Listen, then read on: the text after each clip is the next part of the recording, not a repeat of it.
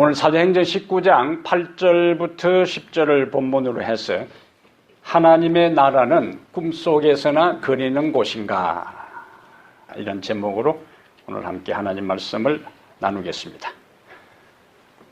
꿈속에 그려라 그리운 고향. 어디서 들어본 노래죠? 예. 그래서 옅어진 그대로 향기도 높아 지금은 사라진 친구들 모여 옷 같은 시냇물 개천을 넘어 반딧불 좋아서 즐거웠건만 꿈속에 그려라 그리운 고향. 밤하늘에서 별들이 반짝일 때면 영혼의 안식처 찾아 헤매네. 밤마다 그리는 그리운 고향, 영혼의 안식처 찾아 헤매네. 그리운 고향, 내 고향. 이 체코슬라바키아 출신의 드보르작의 교향곡 8번의 곡을 이 가사를 붙인 꿈속의 고향이라는 노래의 가사입니다. 우리가 중고등학교 다닐 때 많이 불렀던 그런 노래예요. 어떤 분위기지? 고향을 사무치게 그리워하는 그러한 노래입니다. 누구나 현실적인 삶이 힘들고 고달프면은 그 너머의 피안의 세계를 생각하고 그리워하고 사모합니다. 그런 곳을 사람들은 유토피아라고 부르고 또 엘도라도라고도 부르기도 하고 파라다이스, 동양 사람들은 무릉도원이라 그렇게 불렀어요. 중국의 도연명은 도하원기라는 그 시에서 무릉도원을 말했고, 우리나라의 홍길동전에는 율두국이라 하는 또 피안의 세계가 등장합니다. 영국의 소설가인 힐톤은 잃어버린 지평선이라는 책에서 샹그릴라, 호텔 이름도 샹그릴라 호텔이 있습니다. 샹그릴라라 하는 건 이 장소를 이야기하고 있는데, 모든 것이 뭐냐? 별천지, 이상향, 피안의 세계, 세속을 등지고 불사불멸이 이루어지는 행복한 이상향이 바로 이곳입니다. 그럼 왜 사람들의 마음속에, 어떤 사람은 유토피아라고도 하고 무릉도원을 이야기하고 율두곡을 이야기하고 파라다이스를 말하고 그리워하는가? 그것은 우리의 유전자 속에, 우리의 내면 속에 에덴의 향수가 짙게 남아있기 때문에 그래요. 우리는 한 번도 그것을 경험해 보지 않았고 한 번도 가보지도 않았지만은 우리의 마음속에 무엇이 남아있다고요? 에덴 동산. 그곳에서는 죽음도 없었고 그곳에서는 눈물도 없었고 고통도 없었고 아픔도 없었고 스트레스도 받지 않았고 이별도 없었고 언제나 행복만이 넘치는 그곳이 에덴 동산이었다는 것에 대한 것들이 우리의 향수 속에, 인간의 원초적 마음 속에 남아있어요. 성경에는 인간의 원초적 이상향을 반복해서 말하고 있는데 그것이 바로 하나님 나라입니다. 하나님 나라. 성경에 수없이 많은 주제들이 등장하는데 그 수없이 많은 주제 가운데 신약 성경에 와서 가장 많이 언급하고 있는 핵심적인 주제가 뭐냐? 하나님 나라입니다. 반복해서 그것을 이야기하고 말하고 있다는 것은 뭘 의미할까요? 그것이 중요하다는 거예요. 그것이 우리의 궁극적으로 가야 할 곳이고 그것을 우리가 소망해야 할 것이고 그것을 가슴속에 품어야 할 것이고 그것을 위해서 준비해야 된다는 의미로 마태복음부터 요한계시록까지 반복해서 무엇을 이야기하고 있다? 하나님 나라를 이야기하고 있어요. 근데 이렇게 많이 이야기하고 있는 하나님 나라에 대해서 많이 이야기하는 것에 반비례해서 별 이 하나님의 나라에 대해서 관심도 없고 이 세상에 천년만년 살 것처럼 사는 것이 어쩌면 우리들의 모습인지도 몰라요. 그리고 그렇게 많이 강조한 하나님의 나라에 대해서 신학적으로 분명하고 명확하고 정확하게 잘 이해를 하지 못합니다. 막연한 하나님의 나라요. 오늘 우리가 이 말씀을 통해서 성경에서 말하는 하나님의 나라를 정확하게 우리가 이해하고 다시 하나님 나라를 사모하고 그 하나님 나라를 그리워하고 그 하나님 나라에 가기 위해서 준비하는 오늘 이 시간이 되기를 바랍니다. 성경의 핵심 주제는 무엇이다? 하나님 나라요. 성경의 핵심 주제는 창세기부터 요한계시록을 관통하는 수많은 주제 가운데 가장 중요한 핵심 주제는 하나님 나라예요. 그것이 더 많이 부각되는 데가 신약 성경이에요. 침례 요한은 마태복음 3장 1절 2절에 그때의 침례 요한이 이르러 유대 광야에서 전파하여 가로되 회개하라 천국이 가까웠느니라. 천국 하나님의 나라예요. 예수님도 마가복음 1장 15절에 이르시되 때가 찼고 하나님의 나라가 가까웠으니 회개하고 복음을 믿어라. 예수님이 전한 첫 번째 말씀의 주제도 하나님의 나라예요. 침례 요한도 하나님의 나라. 마태복음 13장은 천국은 마치 무엇과 같으니 무엇과 같으니 반복해서 수많은 비유들이 등장하는데 마태복음 13장에도 반복해서 예수님께서 무엇을 말씀하시는가? 하나님의 나라, 천국을 말씀하시고 우리가 앞에서 살핀 것처럼 예수님께서 부활하시고 며칠 동안 제자들하고 함께 있습니까?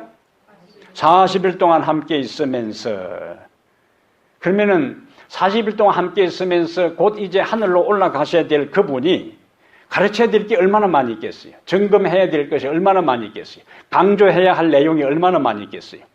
그런데 그 하고 많은 이야기, 하고 많은 내용 가운데 사도행전 1장 가보겠습니다. 예수님께서 40일 동안 제자들하고 함께 있으면서 무엇을 그들에게 말씀하셨는가? 1장 3절에 읽습니다. 그가 고난받으신 후에 또한 그들에게 확실한 많은 증거로 친히 살아계심을 나타내사 40일 동안 그들에게 보이시며 하나님 나라의 일을 말씀하시니라. 40일 동안 계시면서도 뭘 또 말씀하셨다고요? 하나님 나라의 일을 말씀하셨어요. 그러므로 예수님께서 첫 번째 제1성으로 사람들에게 말씀하신 주제도 하나님 나라고 그가 이 세상을 하늘로 올라가시기 전에 제자들에게 마지막 남긴 설교도 하나님 나라예요. 그의 시작도 하나님의 나라, 그의 마지막도 하나님의 나라였어요. 빌립이 8장에 가면은 사도행전 8장 12절에 가면은 빌립이 사마리아에 가서 전도를 하는데 빌립이 하나님 나라와 및 예수 그리스도의 이름에 관하여 전도함을 저희가 믿고 남녀가 다 침례를 받으니 사마리아에 가서 빌립이 전한 설교의 핵심도 하나님 나라였어요.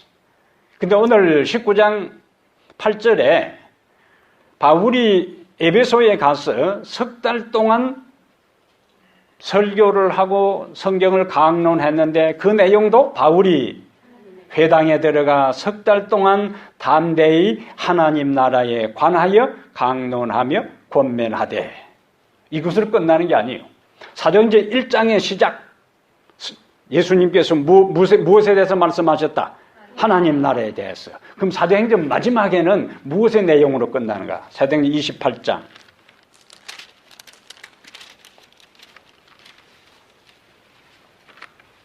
사도행전 28장 23절 보면은 바울이 로마에 가서 2년 동안 있으면서 28장 23절에 그들이 날짜를 정하고 그가 유숙하는 집에 많이 오니 바울이 아침부터 저녁까지 강론하여 하나님의 나라를 증언하고 모세의 율법과 선지자의 말을 가지고 예수에 대하여 권하더라. 여기도 무엇을 이야기했어요? 하나님의 나라. 그럼 마지막에 사도행전의 마지막은 무엇으로 끝이는가? 30절. 바울이 온 이태를 자기 셋집에 머물면서 자기에게 오는 사람을 다 영접하고 그 다음에 하나님의 나라를 전파하며 주 예수 그리스도에 관한 모든 것을 담대하게 거침없이 가르치더라.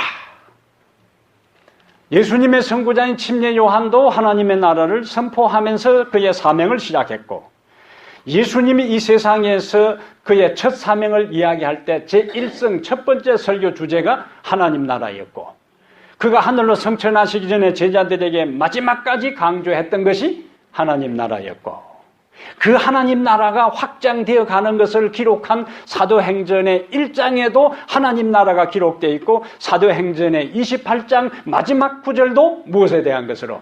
하나님 나라에 대한 것으로 강조했어요. 그러니까 성경 전체의 흐름은 다 하나님 나라를 중심으로 펼쳐진다고 해도 과언이 아닙니다. 신약에서 침례 요한부터 시작해서 예수님을 거쳐 바울에 이르기까지 반복하여 전한 기별은 오늘 역사를 통하여 2000년 기독교 역사에서 계속해서 하나님 나라가 전파되었고, 지금도 전파되고 있고, 앞으로 예수님께서 재림하실 때까지 전해야 될 가장 중요한 주제는 하나님 나라였다. 자, 그러면 두 번째 우리가 생각할 것은 유대인들이 기대했던 하나님 나라는 무엇이었던가? 성경이 말하는 하나님의 나라, 반복해서 강조하는 하나님의 나라와 유대인들이 기대했던 하나님의 나라는 내용이, 하나님의 나라라는 단어는 동일했다 할지라도 그 내용과 기대치는 달랐어요. 유대인들은 기원전 600년 전에 다니엘을 통하여 예언한 하나님 나라의 도래, 회복, 건설에 대해 깊은 관심을 가지고 있었습니다. 다니엘 2장 44절에 다니엘은 그의 느부갓네살 왕이 꾼 꿈에 대한 것들을 해석하면서 마지막 결론적으로 이렇게 이야기해요. 다니엘 2장 44절에 하늘에 하나님이 한 나라를 세우시리니, 하늘에 하나님이 세웠으니까 무슨 나라예요? 하나님의 나라예요. 하늘에 하나님이 한 나라를 세우시리니 이것은 영원히 망하지도 아니할 것이요, 그 국권이 다른 백성에게로 돌아가지도 아니할 것이요, 도리어 이 모든 나라를 쳐서 멸망시키고 영원히 설 것이라. 이것이 다니엘을 통하여 느부갓네살 왕의 꿈의 마지막 결론적인 이야기. 유대인들은 이 나라를 기다렸어요.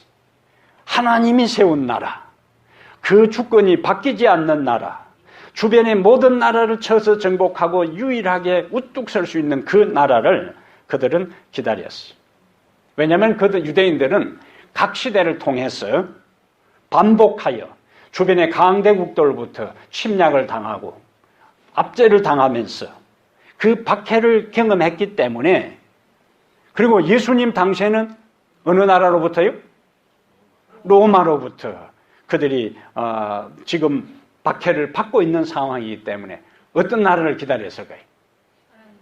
하나님의 나라, 하나님이 세운 나라, 그 주권이 넘어가지 않는 나라, 영원한 나라, 그러면서 주변의 다른 모든 나라를 쳐서 멸하고 영원히 쓸 그 나라를 기대했어요. 이러한 기대가 하늘 높은 줄 모르고 절정에 이르를 그런 때에 예수님이 등장했어요. 유대인들은 그래서 그 예수님을 보면서 이분이 구약시대에 예언한 그 메시아라면 뭘 세울 것이다고요? 하나님 나라를 세울 것이다. 하나님 나라를 세우려면은 자기 나라를 지금 힘들게 하고 압제하고 박해하고 핍박하는 로마 나라를 멸망시키고 로마 나라보다 더 강한 나라를 세웠어. 영원히 우리를 행복하게 할 것이라는 기대를 가졌어요. 근데 예수님의 전하는 메시지가 그들이 기대한 거는 달라요. 온유한 자가 복이 있나니 천국이 저희 것이며, 애통하는 자가 복이 있나니 저희가 위로를 받을 것이며, 기대한 거하고는 전 달라요. 강한 자가 힘이 있다 그러고 정복하다고 이야기를 해야지, 전혀 예수님의 기별은 그들의 기대와는 딴판입니다. 내 나라는 이 세상에 속한 것이 아니다. 그들이 기대한 것은 정치적인 나라였어요. 그들이 기대한 하나님의 나라는 현세적인 지상 왕국이었습니다. 그런데 예수님은 그들의 기대를 충족시키지 않았어요. 그들이 기대한 대로 자신의 삶을 살아가지 않았습니다. 그래서 결국 그들을 거부했어요. 그리고 결국 그를 십자가에 못 박아 죽인 것입니다. 예수님의 제자들이 기대한 하나님의 나라는 어떤 나라일까요? 예수님의 제자들이 기대했던 하나님의 나라는 성경이 의도하고 의미했던 하나님의 나라였습니까? 아니었어요. 예수님의 제자들이 모든 것을 버리고 예수님을 쫓고 예수님을 따른 그 이유는 동시대에 살아갔던 유대인들이 기대했던 하나님의 나라하고 동일한 나라였어요. 그래서 예수님이 이 세상에 계실 때에 틈만 나면은 서로 어떻게 했어요? 자리다툼을 했어요.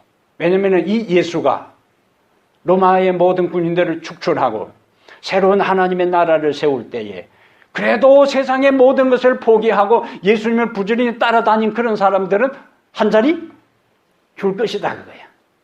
그래서 그러한 나라가 되기 전에 서열을 정해놔야 돼. 그래서 서로 누가 높으니 서로 다투었어요. 심지어 예수님께서 십자가에 돌아가시기 위해서 예루살렘으로 가는데도 같이 안 가고 뒤뜰어 가면서 뭐 했다고요? 노중에서 누가 높으냐 하고 다퉜어요. 그리고 예수님은 마지막 최후의 만찬을 하는 그 마지막 만찬장에서도 누가 높으냐 하는 서로 예수님 가까이 가려고 그렇게 했어요. 최고의 권력자와의 심적인 거리와 물리적인 거리가 누가 가깝느냐에 따라서 그 사람의 위상이 결정됩니다. 그래서 문고리 권력이란 말이 거기에 나오는 거예요. 예수님께서 만찬장에 앉았을 때에 누가 그 곁에 앉느냐고요. 아무나 앉는 게 아니거든요. 가장 가까이 오른쪽에 앉고 왼쪽에 앉고 두 번, 세 번째 앉느냐에 따라서 나중에 예수님의 왕이 될 때에 서열을 정해야 되기 때문에 거기서도 치열한 신경전이 벌어진 거예요. 이것이 제자들의 상황이었어요. 그래서 사도행전 1장에 예수님께서 하나님의 나라를 이야기했을 때에 주께서 이스라엘을 회복하실 때가 이때니까 제자들은 그때도 예수님이 부활하시고 난 다음에 마지막 그들에게 하나님의 나라를 가르쳐 줄 때도 뭘 기대했다고요? 주께서 이스라엘을 회복하심이 이때니까 지상왕국이었어요. 세상왕국이었습니다. 어쩌면 오늘 이 시대에 예수님을 믿는다고 하는 수많은 사람들이 매주일 매 안식일에 교회를 찾는 많은 사람들이 예수를 믿고 예수를 선택하고 예수를 따르고 교회를 다니는 여러 목적, 동기, 이유 중에서 유대인들이 기대했던 그것, 제자들이 가슴에 품었던 그러한 목적들이 우리들 속에 있을 수가 있습니다. 유대인들이 그들이 기대했던 대로 예수님을 응해주지 않고 제자들이 예수님께서 자기들이 기대했던 세상 왕국을 건설하지 아니했을 때에 십자가에 달려 돌아가시는 순간에 미련 없이 예수님 곁을 떠났던 것처럼 우리가 이 세상에서 성공하고 출세하고 부자로 살고 영광을 누리고 자녀들이 잘 되고 이러한 것만을 위하여 예수를 믿는다면 그것은 잘못 믿는 것입니다. 그것만을 우리의 신앙의 우선순위로 삼고 목적으로 삼는다면 유대인이나 제자들이나 하등의 차이가 없습니다. 그래서 오늘 우리는 다시 한번 내가 예수를 믿고 따르고 섬기는 근본적이고 본질적이고 핵심적인 이유가 무엇인지에 대해서 성경적으로 재정립해야 할 이유가 있습니다. 처음에 제자들은 유대인들과 유사한 그와 같은 목적으로 따라다녔기 때문에 예수님이 십자가에 돌아가시는 순간에 그들의 모든 꿈었던 꿈이 물거품처럼 사라져버리고 산산조각 나버렸을 때에 예수님을 떠났어요. 그러나 십자가를 통과하고 부활하고 성령이 그들에게 임한 다음에 그들의 모든 생각, 그들의 동기, 그들의 목적이 바뀌어졌기 때문에 이 세상에서 그들은 배반당했어요. 그들은 버림받았어요. 그들은 박해를 받았어요. 요한 외에는 한결같이 다 순교를 당했습니다. 순교의 길에, 순교의 재단에 자신들의 삶을 바쳤어요. 그들이 예수 그리스도를 따르는 목적이 바뀌어졌기 때문에 그래요. 하나님의 나라에 대한 이해가 달라졌기 때문에 그래요. 오늘 우리에게 하나님의 나라에 대한 새로운 깨달음이 오늘 말씀을 통해서 여러분 개개인에게 있게 되기를 바랍니다. 그러면 성경이 말하는 하나님의 나라는 도대체 무엇을 의미하느냐? 유대인들이 기대했던 것도 성경이 말하는 것이 아니고 제자들이 생각했던 것도 성경이 의도한 것이 아니라면 하나님의 나라, 그렇게 침례 요한이 예수님의 제자들이 바울이 반복해서 강조했던 하나님의 나라 핵심, 본질, 그것은 무엇이냐 그거예요. 그것을 오늘 우리가 살펴야 하는 겁니다. 우리가 하나님의 나라를 생각하면 제일 먼저 무엇이 떠올라요? 하나님의 나라를 딱 생각하면 연결되는 이미지가 뭡니까?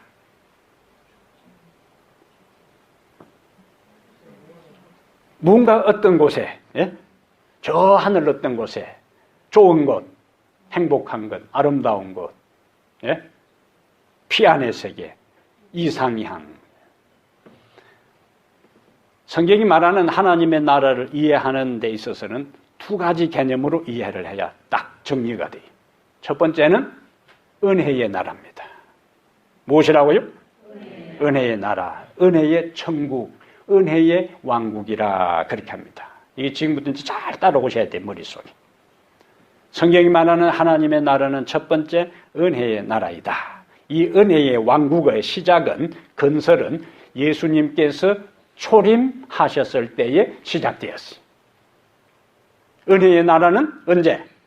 예수님께서 초림하셨을 때. 그래서 마가복음 1장 15절에 예수님께서 때가 찼고 하나님의 나라가 가까웠으니 회개하고 복음을 믿어라.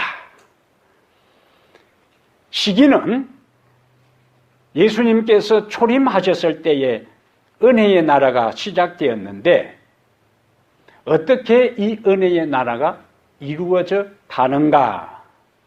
때가 찼고 하나님의 나라가 가까웠으니 뭐라고 했어요? 회개하고 복음을 믿어라. 그래서 은혜의 나라, 은혜의 천국, 은혜의 왕국은 복음을 듣고 복음을 믿고 회개하고 그분을 나의 삶의 주인으로 받아들일 때에 은혜의 왕국을 건설하게 됩니다. 역사적으로는 예수님의 초림의 때에 은혜의 나라가 시작되었고 우리 개인적으로는 언제? 예수님의 복음을 듣고 개인의 구주로 받아들여 그분을 내 인생의 통치자와 왕과 주인으로 영접할 때에 은혜의 왕국이 건설되고 시작됩니다. 우리가 잘 아는 말씀 가운데 마태복음 6장 33절에 너희는 먼저 그의 나라와 그의 의를 구하라. 그리하면 이 모든 것을 너희에게 더하시리라. 자, 거기서 뭐가 나와요? 너희는 먼저 그의 나라와 그의 나라를 구한다는 것이 무엇인지를 알아야 구할 거 아니에요. 근데 많은 경우에 너희는 먼저 그의 나라와 그의 의를 구하라. 아멘. 근데 뭔지를 알아야 구하든지 뭐 할 거 아니에요. 하나님의 나라를 구한다는 것은 하나님의 지배와 통치, 하나님의 주권을 받아들이는 거예요. 그것이 오늘 찬양대가 찬양한 가사 내용입니다.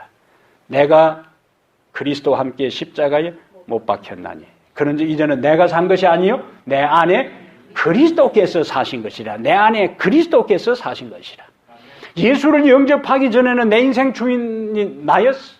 내가 내 삶의 보좌, 내 인생의 중심에 자리 잡았어. 내가 판단하고 내가 결정하고 내가 생각하고 내 기분, 내 감정, 내 모든 경험에 기초해서 인생을 살아갔어요.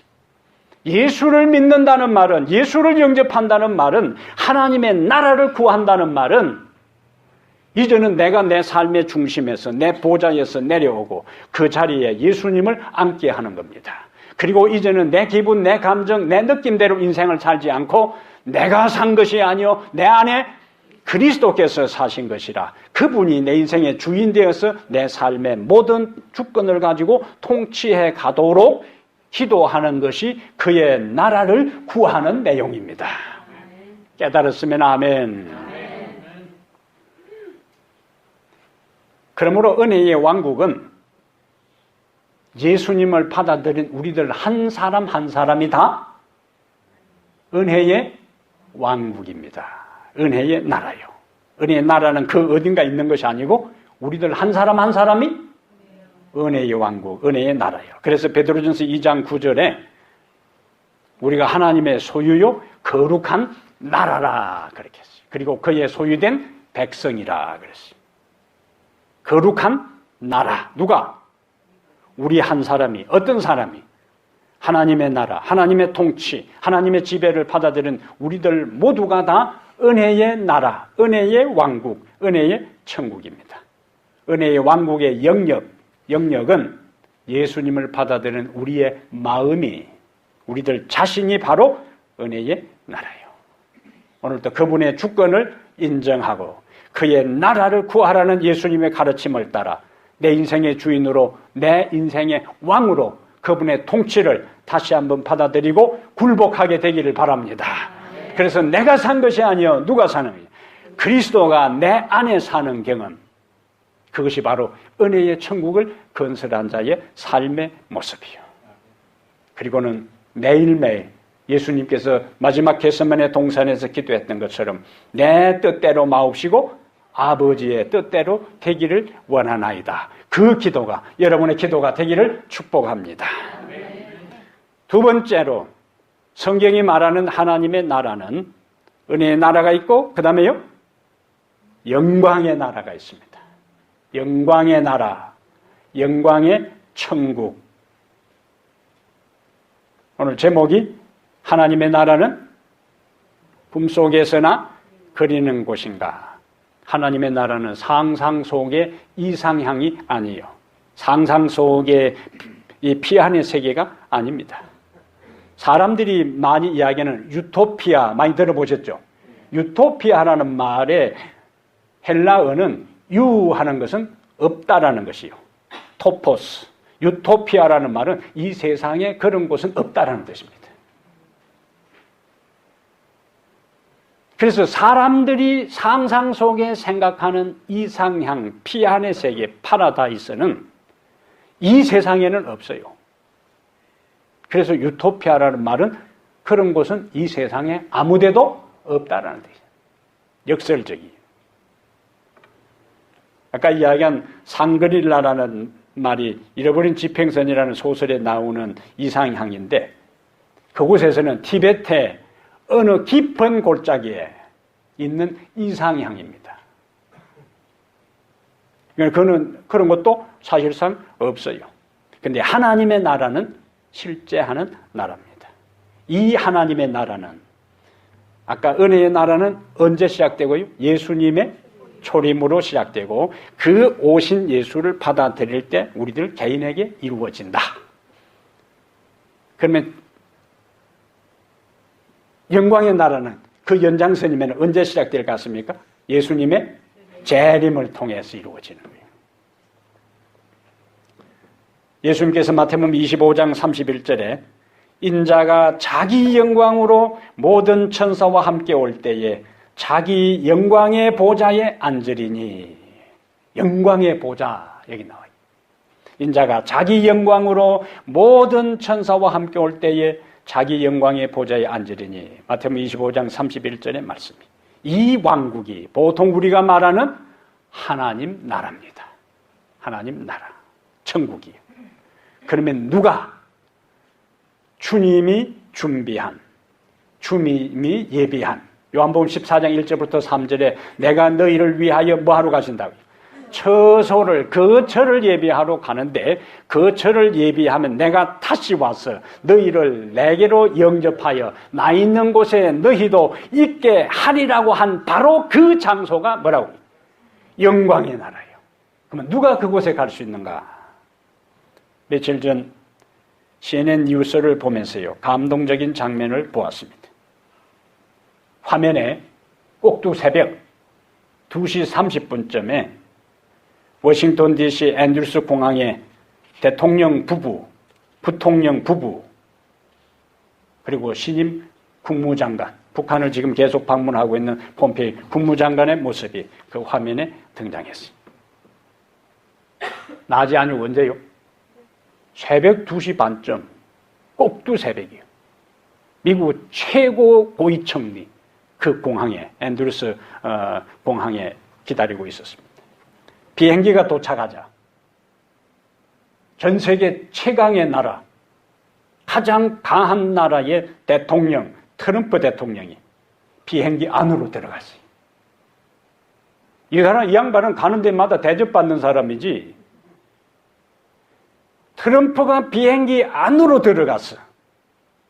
얼마 후에 3명의 한국계 미국 시민이 대통령과 함께 붉은 카펫이 깔린 비행기 계단을 내려왔어요. 이들은 최장 31개월 동안 북한에 억류되어 있으면서 고통의 나날을 보내다가 북미 정상회담을 앞두고 전격적으로 석방된 미국 시민권을 가진 한국계 미국 시민권을 가진 3사람이었어요. 공항에 있는 사람들이 박수로 그들을 환영하고 이 3사람은 연신 성의의 표시를 V자로 표시를 하면서 꿈만 같고 너무너무 행복하다고 계속 이야기를 했어요. 그 모습을 대통령은 흐뭇한 모습으로 지켜보고 있었습니다. 3사람은 한국계지만은 미국 시민권자이기 때문에 북한에 억류되어서 고통의 나날을 보낼 때에 미국의 외교력을 총동원해서 그들의 석방을 위해서 노력한 결과 마침내 자유의 품으로 돌아왔고 대통령, 부통령 부부를 위시한 미국의 최고위들의 환영을 비행기 안에서부터 환영을 받았어. 그 다음에 내려올 수가 있었어. 그런 장면은 쉽지 않습니다, 여러분. 예? 대통령이 누가 세계 최강의 나라의 대통령이 비행기 안에까지 들어가서 영접해 나오는 거예요. 이런 장면은 쉽지 않아요. 저는 그 뉴스를 보면서 뭔가 가슴이 뭉클함을 느꼈어요. 빌립보 3장 20절에 우리의 시민권은 하늘에 있는지라. 역사의 종말의 때예요. 트럼프는 특별기, 거기에 정신과 의사와 일반 의사와 그 다음에 바로 즉석에서 여권을 발행할 수 있는 권한을 가진 영사국장까지 그 비행기에 타고 갔었어요. 아마 제 생각으로는 이 양반들이 여권을 상실한 것 같아요. 그런데 미국 법은 여권이 있는 사람들로 입국할 수 있기 때문에 그 비행기에다가 즉석에서 여권을 발행할 수 있는 영사국장까지 비행기에 태워보내서 그 사람을 데려온 거예요. 와, 감동적이잖아요. 그 3사람이 미국 내에서 일했으면 얼마나 했겠어요. 예? 그 사람이 인격적으로 좋으면 얼마나 좋겠어요. 그러나 어떤 조건으로 미국 시민권자라는 그 하나의 사실 때문에 특별 비행기를 보내고요. 예? 의사를 태워서 이곳에 들어올 수 있는 합법적인 자격을 부여할 수 있는 영사국장까지 그 비행기에 태워서 보내서 그 3사람을 데리고 오는데 대통령이 기내에 들어가서 데리고 나오고 부통령 부부와 나머지 최고위 관리들이 서서 그들을 환영하고 있더라. 저는 그것을 보면서요. 우리의 시민권은 하늘에 있는지라. 역사의 종말의 때에 예수님은 천사를 보내서 우리를 데리고 오면은 하늘에서 환영하는 게 아닙니다. 예수님은 직접 직접 우리를 데리러 이 세상에 수많은 천사들을 대동하고 이 세상에 오십니다. 이 세상에 오셔요. 하늘 시민권을 가진 우리를 하늘로 데려가기 위해서 그분이 직접 오시. 하늘 입구에서 기다리다가 맞이하는 것이 아니라 우리가 너무나 소중하기 때문에, 우리를 너무나 사랑하기 때문에, 우리를 너무나 오랫동안 기다려왔기 때문에 하늘 문에서 기다릴 수가 없어서 천사들을 대동해서 직접 이 세상에 오셔서 우리를 데리고 다시 하늘로 갈 것인데, 그 화면을 제가 본 다음에 호수를 산책하면서 제 머릿속에 상상을 했어요. 묵상을 했어요. 구원받은 사람들이 예수님과 천사들과 함께 하늘문에 이르게 되면 하늘에 천만 천사들이 다 대기하고 있으면 빵빠레를 울릴 것이고 우주의 각 별들의 대표자들이 도열해 있을 것이고 하나님 아버지가 그 가운데 딱 계시면서 이 세상에서 주님을 위해서 고생하고 눈물을 흘리고 고통당하고 힘든 인생의 고달픈 나날의 삶을 산 사람들을 하늘 천사들의 환영 찬양이 울려 퍼지는 가운데 우리를 맞이해 줄 것입니다.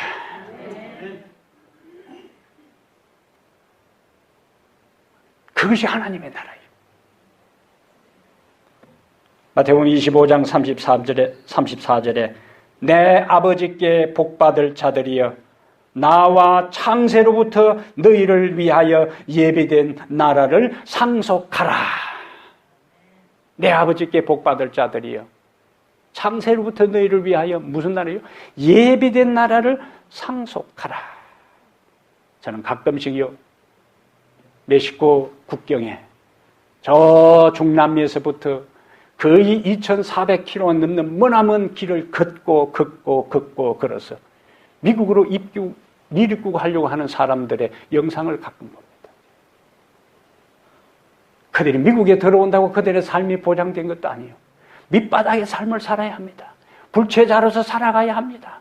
그러나 그래도 미국이라는 세계 최고로 잘 사는 나라에 들어오기 위해서 그 머나먼 길을 목숨을 내어놓고 걸어오는 그들을 보면서요. 하나님, 이들이 미국에 들어오는 것도 보장된 삶도 아닌데도 이렇게 생명을 내놓고 그 머나먼 길을 포기하지 않고 들어오려고 애쓰는데 우리가 예수를 믿는다고 하고 하늘을 이야기하면서도 우리는 이들의 수고의 반의 반, 100분의 1만이라도 하늘을 위해서 투자하고 관심을 갖는다면 우리는 하늘에는 몇 번 들어가고도 남을 수 있을 텐데 더 중요하고 보장되고 확실한 하늘에 대해서 우리는 너무나 등한히하고 너무나 무관심하고 너무나 잊어버리는 우리의 모습이 아닌가. 가슴속에 하나님 앞에 한없이 부끄럽고 죄송스러운 마음이 들었어요. 다시 한번 여러분 하늘을 생각하게 되기를 바랍니다. 창세로부터 너희를 위하여 예비된 나라를 상속하라. 아무나 이 나라를 상속으로 주지 않습니다. 이 땅에서 그 나라를 그리워한 사람, 그 나라를 사모한 사람, 그 나라를 날마다 꿈에도 그리고 날마다 위하여 준비하고 기도한 사람을 위하여 주님은 창세로부터 너희를 위하여 예비된 나라를 상속하라고 우리에게 말씀하실 것입니다. 그 나라에 다시는 병들 일이 없어요. 그 나라에는 다시는 아플 일이 없습니다. 죽을 일도 없어요. 스트레스 받을 일도 없습니다. 그 나라에는 슬픔도 갈등도 아픔도 고통도 없습니다. 영원한 행복이 있는 나라가 바로 저 산 너머에 기다리고 있는데 왜 우리는 그 나라를 잊어버리고 그 나라를 망각하고 그 나라에 무관심하고 이 세상이 전부인 양 언젠가는 스쳐 지나갈 한 줌의 흙으로 돌아가야 우리의 육신을 위해서 영원과 영원을 위하여 준비하지 않느냐 그거예요. 이 세상의 모든 것은 다 지나갑니다. 고린도후서 4장 18절에 우리가 주목하는 것은 보이는 것이 아니요 보이지 않는 것이니 보이는 것은 잠깐이요 보이지 않는 것은 영원함이라. 보이지 않는 하늘을 위하여 준비하게 되기를 바랍니다. 고린도전서 2장 9절에 기록된 바 하나님이 자기를 사랑하는 자들을 위하여 예비하신 모든 것은 눈으로 보지 못하고 귀로도 듣지 못하고 사람의 마음으로도 생각지 못하였다 함과 같으니라. 미국이 살기 좋다고 이 세상에 만족하고 눈앞에 있는 것만을 위해서 살다가 더 아름답고 더 영원하고 더 행복한 하늘을 상식한다면 그것만큼 이 세상에 어리석은 일이 없습니다.